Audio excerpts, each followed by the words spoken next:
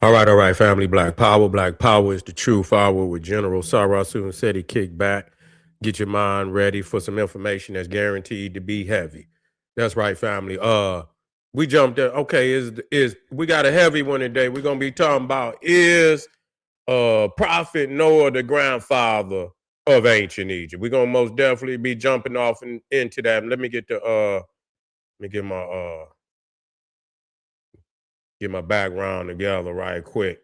We're gonna be dropping that one next. I was gonna jump off. There we go. I don't know who we already know what this gonna turn out to be, but we gonna jump right off into it because a lot of people believe this. You see, and so we got to deal. Is it true? We're gonna get down to the bottom of it. Before we get started, I want to make sure you get over to my Patreon, General SETI. Over 500 exclusive live streams. We got nothing but fire over there. The link is at the top of the chat.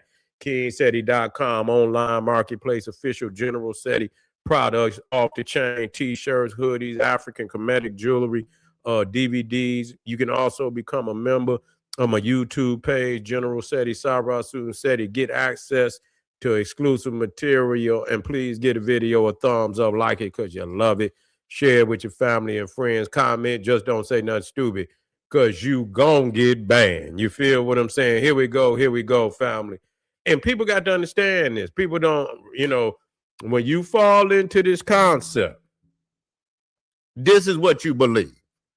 This is what you believe. And I don't believe a lot of people understand, based on the genealogy of the Bible, that Noah is the supposed grandfather of ancient Egypt. Now, if this is not the biggest crap I have ever heard in my life, and it is, I don't care what and it is. You see, because ancient Egypt, not only when you deal with, pre-dynastic Egypt, you see, they got kings before Egypt. You talking about Egypt is a particular place and time, but you got pre-dynastic Egypt. You got kings with the same crowns on their head in Sudan, almost 800 years before the first Pharaoh ever of Egypt. And when you talk about Egypt, you got to talk about the earlier kings didn't even rule in the north. They ruled in the south, and so what people know of today, Egypt, Memphis, and, this is what people know, but they don't know about the earlier cities that before they even get down into Memphis.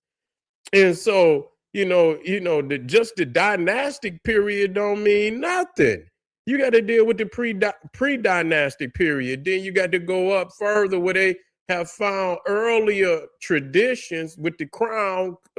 You got Kustul in Sudan, where the evidence is in Chicago at this Oriental Museum, Oriental Institute in Chicago, where before they put the dam in there, the Aswan Dam, they surveyed all the temples and all the burials, and they found evidence that what they call the pharaonic institution was already in place up to 800 years before Nama, the first king of Egypt, already in play. So you can't even just start there. So when you talk about Noah being the grandfather of ancient Egypt, and again, I got some more dates for y'all. Now I'm gonna work these dates so that y'all understand this. Now, a lot of people, you can go right on and you go right on the internet for yourself, and you can look up the Masoretic chronology, and this is the chronology that the rabbis, that the Bible used. So don't get mad. Don't say nobody made it up. You see where they talk about the earth being created 4004. Wow. I would like to know who the hell was floating out in the universe counting 4,000. That's a calendar. You just got, so the calendar had to be here before the earth was here. How you going? If you count day one, then that means then you had to have the calendar here before the earth was here, in order to start counting. And so all these, and they say you know, the birth of Noah was the birth of Noah was 1,056 years after creation. You see, his birth, Noah's birth, was 1,056 years after creation. Creation is 4,004. So, if you want to know today's dating system, if you want to know what date Noah was born, all you had to do was take 1,056 and subtract it from 4,004, and you will get 2,948 BC. Now we got to do better than this, family. It is not possible for Noah to be the birth or the grandfather of ancient Egypt at no 2,948 BC. Now, I could tell you straight up that no no ancient Egyptian chronology ever mentions a Noah. Now, if that was really their granddaddy, do you think that they will forget this man? You see, if Ham it was really the father of ancient Egypt, do you think that they could forget their own father? How is this possible? And how could the father, which is a goat herder, they in Noah, a goat herder, the Israelite goat herders birth civilization, builders of civilizations, and not build no civilization of their own. The Israelites, the Shemitic people in the Bible never built a civilization of their own. Let's just deal with that. Can we deal with that? Can we deal with that, family? To all the biblical flunkies out there that just, you know, got it. Even when you talk about Israel, they took over Canaan. They didn't go in there with their own hands. They ain't going there with their own hands and build nothing. They took, and the Bible said they took, lived in their houses, wore their clothes, kept their animals. You see what I'm saying? Kept their children and enslaved them, you know, kept the women if they was virgins. If they wasn't virgins, then they got rid of them too. You understand? So that's what they did. So, but they never built a civilization of their own. So, you know, this is but yet and still you birth builders of civilizations. I don't understand that. I mean, how could you birth energy like that and don't keep none for yourself and use it for yourself? You see, why are you always build? You say you built temples for the Egyptians. They didn't need y'all to build no temple. They didn't. They didn't need y'all to build no temple. They had enough masons, and majority of the temples in Egypt made out of stone. They're not made out of no mud and no straw.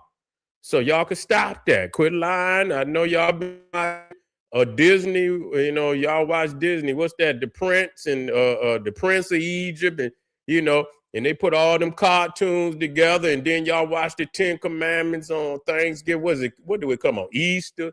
And y'all watch the Yul Brenner and Charleston Heston, and you know they're gonna bring that on. I think they made it in the early 1900s, but yet and still, it's 100 years old, and people still watching it and crying and snotting, and you know when it come on, and you know, and people and they see Moses split the Red Sea and all of that, and y'all say the power of God.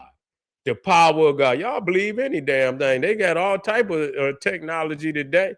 But the last movie out about Moses, it flopped. They didn't even want to see it because the truth didn't really the truth have really, you know, hit people hard today. And a lot of they're not saying it out loud. They just don't support the movies dealing with that biblical stuff no more. They don't even support it no more. They ain't even going to church no more, you know, because it didn't hurt them so bad that they didn't live that lie, you know, all these years, and now the truth is coming out.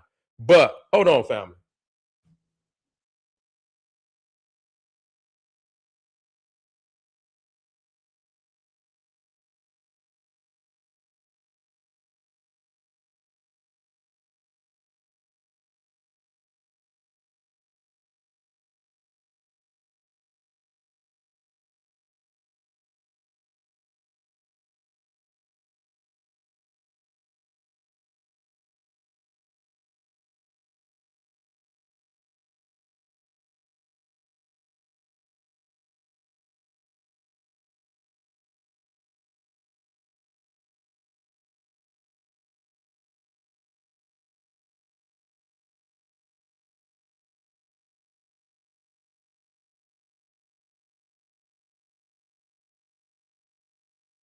Yeah. So when we look at this chronology, and a lot of people don't know, and that you talking about that the Israelites supposedly spent 430 years in Egypt. You see, they spent 430 years in Egypt. And so a lot of people don't want to talk about, that's a lot of years for you to spend somewhere and act like you didn't take nothing, that you didn't borrow nothing.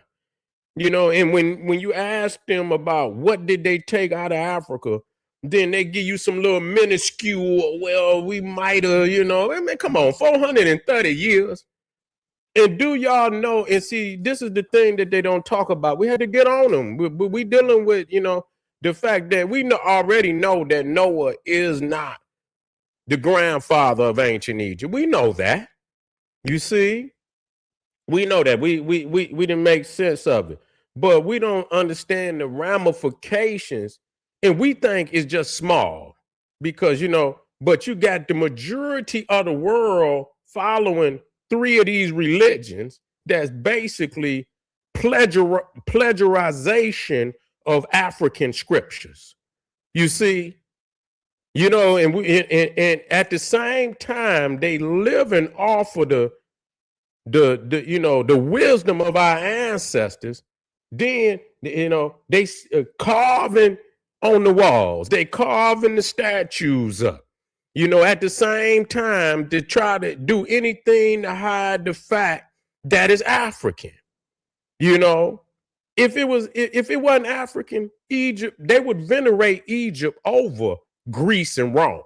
If they really thought that that was theirs, they would have venerated Egypt over Greece and Rome. Who wouldn't have done that? But the mummy, the mummy coming up out the tomb. If they thought that was their ancestors, why would they demonize the mummy? The mummy coming up out the tomb. You see, coming up out the tomb like some demonic entity. They don't do the Greek. They don't do the Greeks like that. They don't do the Romans like that. No, they don't do that. So that in itself show you that it don't belong to them. That's just common sense. If it belonged to them, if they felt them statues over there look like them, man, they would glorify them statues. Them statues would be in every museum. They'll be look at the greatness of our people. You think they wouldn't do it? Of course they would. Of course they would do that. So, but that's not what they're doing. On one end, they're saying, "Oh, but it's replicas. It's not what's already over there. It's the replica, and the replica never looked like what the people who was looking directly at the individuals." You see what I'm saying? If they looking directly at and carve the individual, and then you come with all your science and you create something different than what a sculptor. And I show in one of my videos, I show that a master painter, a master drawer, one who can really draw, you see, a artist, man, some of them can draw. The only thing that might be closer to an artist, a good artist that can sit down and draw, is a photo. So I show all these pictures of artists all over the planet when they draw somebody and how close it was that, and they was looking directly at them. You see?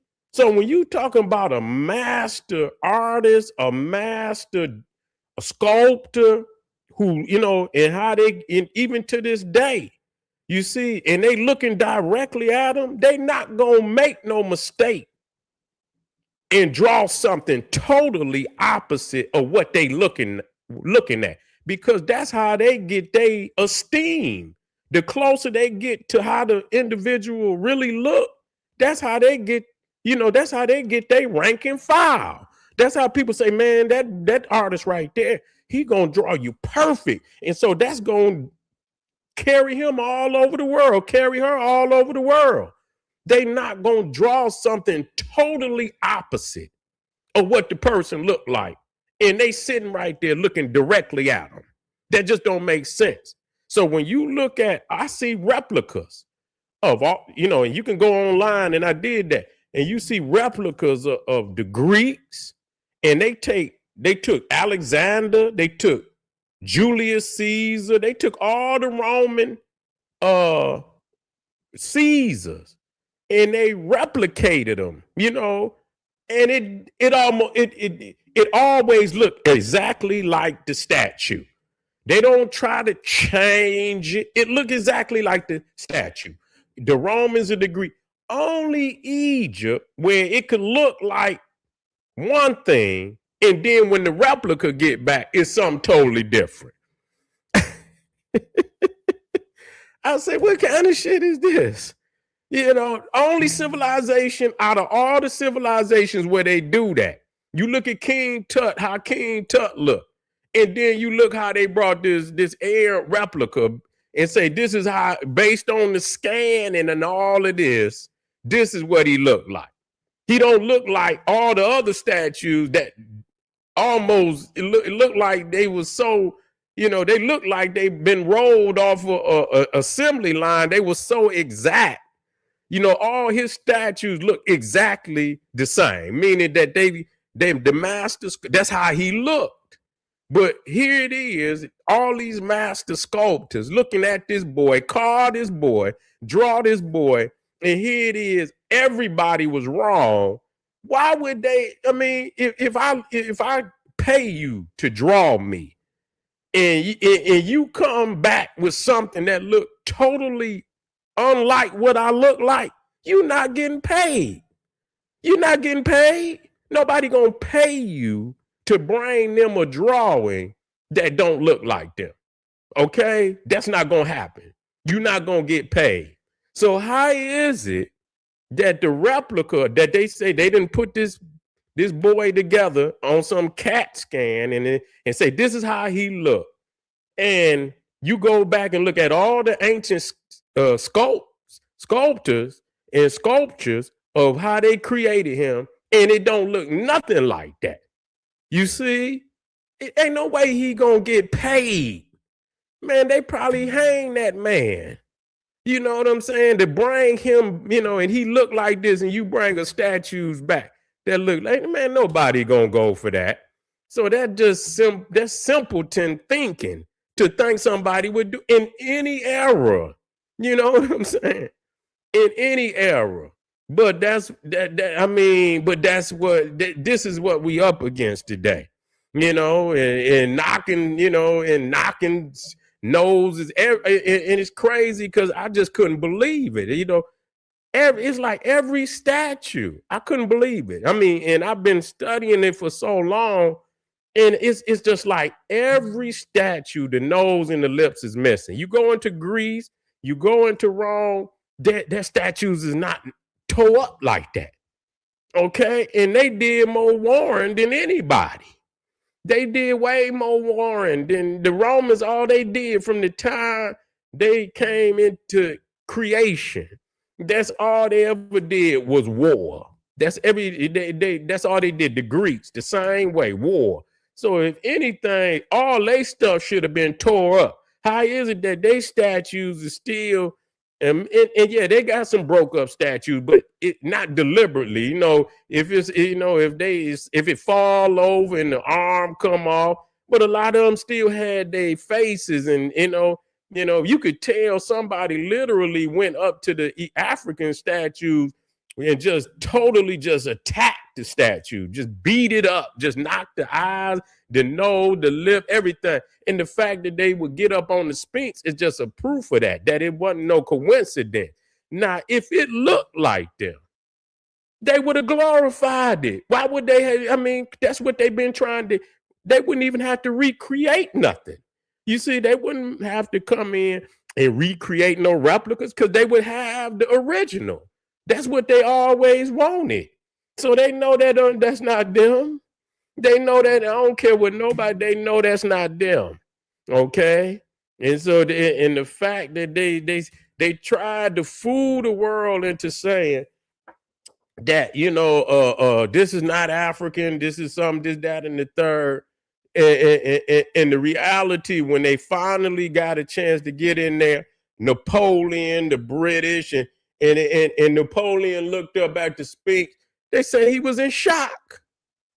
It hurt. He was in shock of what he saw. You know, he could not accept it. And many of his you know, his servants, they wanted his colleagues that went in there with him, they recorded it. They say this is African. I mean, these are supposed to be these are supposed to be PhD scientists. This is not no average person that's making a comment. These is the top scientists of the day. So that's weight. And it don't take much to say, oh, that's not me. You know, I mean, it don't take no damn scientist it just take a person with two eyeballs, you see, and truth in their heart. It don't take all that to make a declaration of truth when you looking at something. Well, it ain't me, you know. You know what I'm saying? And it looked like the same people we got on the plantation. That's what it looked like, and that's what that's what is a lot of his colleagues. They say, well, we reading the Bible. When we get here, we realize this is an African civilization. That's what they said. You know, the majority of them said it. It wasn't just a few. The majority of them said it, not just a few. The majority. You know, and not only did they said it over, you can go from the Greeks up to Count Volney, and the Greeks was BC. You see, you're talking about BC all the way up into 1900. So you're talking about over a 2,000-year period where people saw the same thing consistently and unanimously. And then in the 1900s, you get this so-called Eurocentric model, you see, where now they trying to make it white after 2,000 years of people saying that these is African people, these black people. And now we fumbling because, you understand what I'm saying? We believe we got more knowledge today than in the past. You see, that's what we believe. We do believe that, even though with all the knowledge we possess, we still trying to figure out how they did this. You know what I'm saying? And we still trying to figure out how they did this. But when you look even at Joseph, they say according to the Masoretic chronology, Joseph was sold into Egypt in 1898. 1898, that would have been the Middle Kingdom. They say that the Pharaoh that could have been, based on the chronology, could have been Amenemhat the third, and they destroyed almost every statue he ever had. Matter of fact, let me see if I could put Amenemhat up there. They destroyed every statue that man ever had. Every statue that they could find of Amenemhat, they violently attacked that statue to get it, you know what I'm saying, because it revealed too much. Here you go, right here. That's Amenemhat. So based on the chat GTP, they saying that Amenemhat could have been the Pharaoh at the time of Joseph.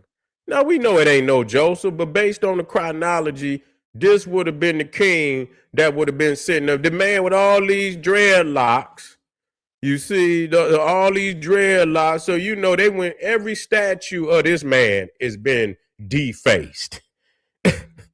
It's not funny, but I'm laughing in pain, just to say, of people that would actually believe that this looked like them. Do you think they would destroy it? That would they couldn't have held back putting these statues in if it had a European nose, a new European feature, even Arab. They know these ain't no Arab. They know that the culture, you cannot find no Arab with no dreadlocks. And they know that. They know that. You can't find where you gonna find an Arab with some dreadlocks? Okay, this is going on right now. This is going on right now. It never stopped with black people.